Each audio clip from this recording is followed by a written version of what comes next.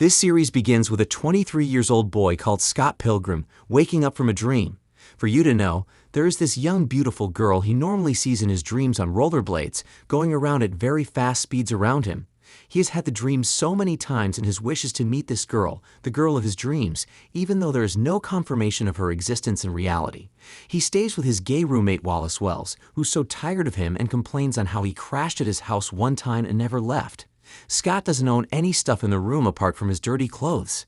He's not entirely useless though, as he belongs to a music band called the Sex Bob O&B. Out of 1,000 people in the town, just only 2 persons are fans of their music. One of them is Scott's supportive girlfriend called Knives Chaw, but funny enough, their relationship isn't a romantic one.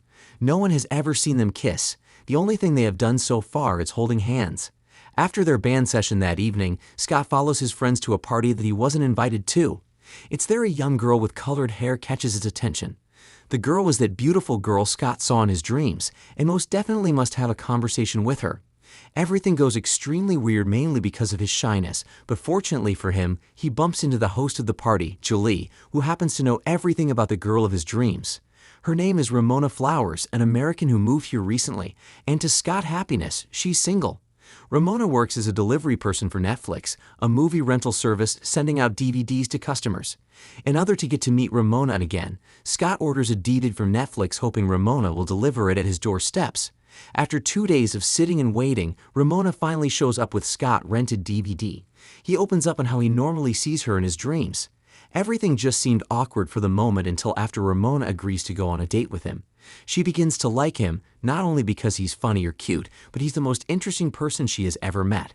She takes him to his apartment where they both kiss, but later change her mind on having sex with him when he wasn't sure he's ready. Meanwhile, Gideon, the leader of a secret organization called League of the Evil Exes, appears to have been spying on them for a while. He gives Ramona first evil ex-boyfriend Matthew a mission to kill Scott, which you will find out the reason later. After sleeping over in Ramona's apartment, Scott invites her to his band performance the next day, but he doesn't realize the problem he just created for himself, only after his roommate reminded him. Knives Chaw is still officially his girlfriend, and he is going to find it really hard to break up with her, especially how supportive she is to him.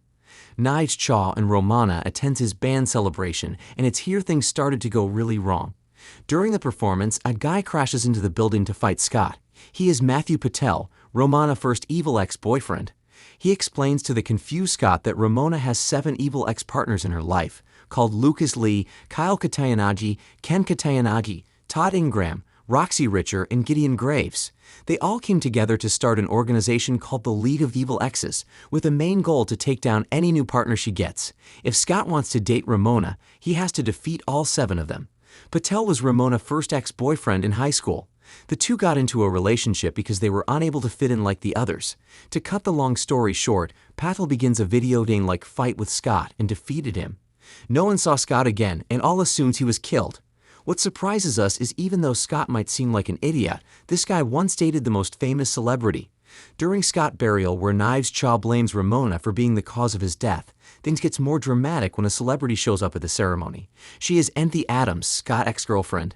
She sings a farewell song to him which touches the hearts of the attendees. On the other hand, a secret letter is being sent to all Ramona evil exes inviting them for a meeting.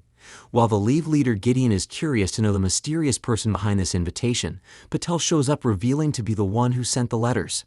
One thing you should understand is when Gideon created the League of Evil X, he gave them a deal of getting to date Ramona again only after being the first to take down her newest boyfriend. This is why Patel is angry because even after defeating Scott, Ramona still turned him down. The members of the League realizes that Gideon was only using them. His initial plan was them to do the fighting while he be the one to get the girl. This is unacceptable to Patel, who challenges Gideon to a fight. If Patel wins, he gets to take everything Gideon owns, including his cars, music studio, house, and he will even get to become the new leader of the League of Evil Exes. But if Gideon wins, Patel will have to die. Their fight is a really tough one which lasted for hours, but eventually, Patel defeated Gideon, who was given no choice but to pass on to the ownership of everything to him. Meanwhile, Ramona meets Julie at her coffee shop and narrates how she heard a voice of Scott in her dreams, which is a sign that Scott is still alive. She had even checked the security footage of the club where the fight between Patel and Scott had taken place. It seemed like someone grabbed him and pulled him into a portal, and that mysterious person wants them to think he's dead. It is clear to us that Ramona has feelings for Scott, as he is the only one that has put in a smile on a face in a while. She is ready to do anything to find him. Julie gives Ramona details about everybody Scott knows in his life, but it's obvious that none of them are the mastermind behind his kidnapping because they are actually too dumb for this. Ramona turns her suspicions to her 7 evil exes and begins to investigate about them. Patel was the one fighting Scott, so he's out of the list. Roxy was the only female ex Ramona dated. They both met in high school, and due to they had a lot of things in common, they both fell in love. But after a month, Ramona got scared for a reason unknown to us and left Roxy without saying a word to her. She hated Ramona for that and joined the League of Evil Exes. Roxy, after seeing Ramona again, fights her, but forgives Ramona after she apologizes. Anyway, Roxy doesn't antagonize Scott in any way, which makes her out of the suspect list. Next is Ramona's second ex-boyfriend called Lucas Lee, a guy so obsessed with himself with a brain the size of a peanut. The only thing he knows how to do is skateboarding and doing dangerous stunts. But this talent gave him a job at Hollywood, and he became a movie star. But due to he's stupid as hell, Ramona removes Lucas from the suspect list. After a while, Ramona witnesses a portal open and she sees her 4th ex Todd Ingram coming out of it. She discovers he can create portals, so he becomes a prime suspect because Scott was kidnapped through a portal. Todd is a talented guitarist who is currently dating the celebrity Eddie Adams. The couples are not just musicians but also famous actors, so it is just impossible for her to meet Todd privately because of the securities. Anyway, to get closer to him, she applies for the stunt double job, which she got accepted into.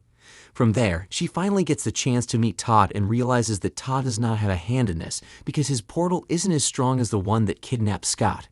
Do you guys still remember Gideon Graves? The former leader of the League of Exes who lost everything after losing the fight to Patel. He came across Julie, an old friend of his in high school. He is happy to see that someone still remembered his real name, which wasn't Gideon, but Gordon Goose. Everyone has turned their backs on him, but Julie, who understood what he went through in his past, takes him in, and they both fall in love. Gideon is the next person on Ramona's suspect list, so she spends the whole day with Julie since she knows about Gideon more than anyone else. Julie tells Ramona a backstory when Gideon was the weirdest kid in her class. His glasses were too big for his face, and even his clothes were oversized. The students calls him fearless due to he wears the No Fear t-shirt every day, and that really got into his head. He fearlessly asked out the most popular girl in school, but his confidence was crushed when she rejected him, and how everyone laughed and mocked him. Ramona states that during the time she dated Gideon that he was this impulsive, emotional, abusive, manipulating egomaniac. Julie smiles and clears out to Ramona that Gideon is a different person now.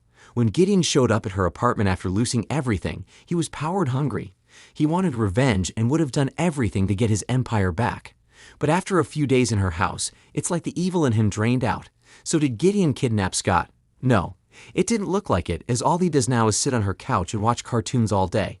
In case you don't know, Lucas had paid a visit to Gideon apologizing for turning his back on him. Gordon forgave him, and now they are best friends.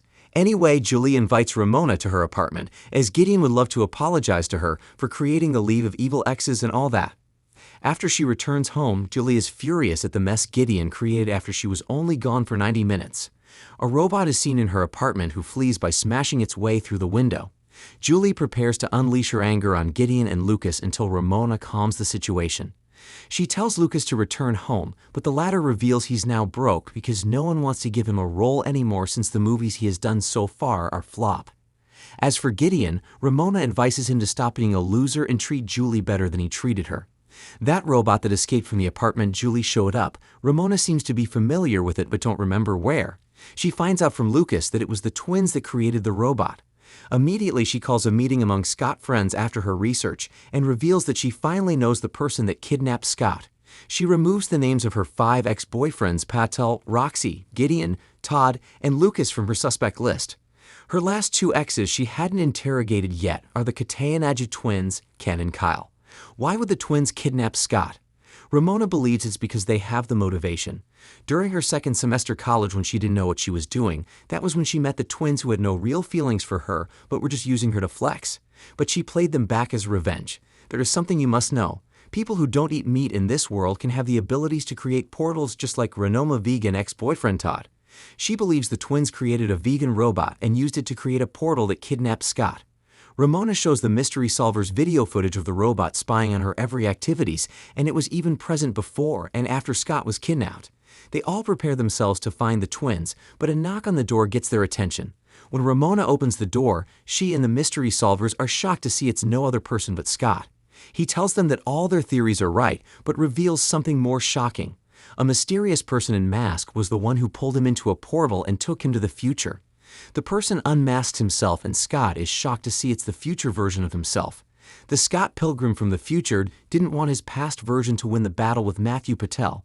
He states that it would have been the biggest mistake of his life, because after defeating all Ramona's exes, the future Scott got married to her. They were happy for a few years, but Ramona shattered his heart to pieces by divorcing him.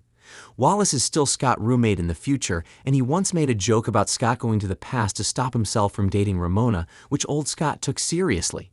With the assistance of the Katay and Aju twins, who are now his bandmate, the old Scott was able to invent a time machine with the help of the robot made by the twins, which he used to pick Scott from the past. Ramona theory was right after all. Old Scott tries to persuade his younger self that his marriage with Ramona didn't work out no matter how he tried, and that the woman was, therefore, not the right person for them. In order to avoid all the terrible heartbreak and sorrow due to the separation, old Scott wants his younger self to never date Ramona at all. Younger Scott doesn't see this as the best solution and goes to pay a visit to the Ramona of this timeline, and to his surprise, the older Ramona also has access to time traveling. Unlike old Scott, this older Ramona did not want to totally erase their love story from existence, despite their current separation, and so she had come up with a plan to stop old Scott's stupid idea. There is this guy called young Neil, who wrote a book about the love story of Ramona years back, so the older Ramona took this book and transformed it into a script for a movie, knowing well that Scott never reads books. She took the script to the past and places it on young Neil's computer to make sure that a movie would be made with it, and Scott would learn about his relationship with Ramona through it. Through the robot who showed him everything while he was gone, Scott tells the older Ramona how the younger Ramona kept searching for him because she really loves him, which means their relationship can really work out.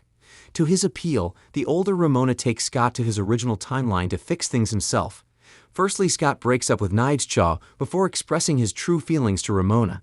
But they realize something is wrong because they were unable to kiss or get close to each other due to a strange physical force stopping them. Scott believes it to evil exes of Ramona to be the cause, but after meeting each of them one-on-one to try and fight them, he realizes none of them had a hand in this. But the truth is about to be discovered when Scott, his friends, and Ramona evil exes are taken to a strange timeline. The group were confronted by an even older Scott who was 47 years. He is the main villain and was the one that created the force field to prevent Scott and Ramona from being together. The old Scott had a backup plan in case Scott refused to his first plan of dumping Ramona in the original timeline. He has placed a nanomachine in his drink that would forever create a forced field between the two lovers. But the old Scott must still have to kill his younger self to make sure there is no chance for him and Ramona to date again. During the final battle, the older Ramona suddenly shows up and reveals that she didn't really break up with the older Scott and still loved him, but she only needed space. He blames him for not even trying to reach out to her after they had one big fight. On the other side, the man from the future talks about how Ramona always ran away from love. Let me explain. Ramona always had a tendency to abandon and run away from people she loved, which what led to the breakup of all her exes. She realizes her mistakes of fleeing from all her ex-partners, which had turned them evil, cannot decide her present. The show ends as Ramona merges with the older Ramona and formed a super Ramona. She uses her powers to take even older Scott to his timeline and then terminates the force field by kissing Scott. Sparks fly like before, and the couple returns to the present time, where they just finished watching the musical theater with all their recently made self-realizations. Scott and Ramona finally kiss and decide to be a couple from here on.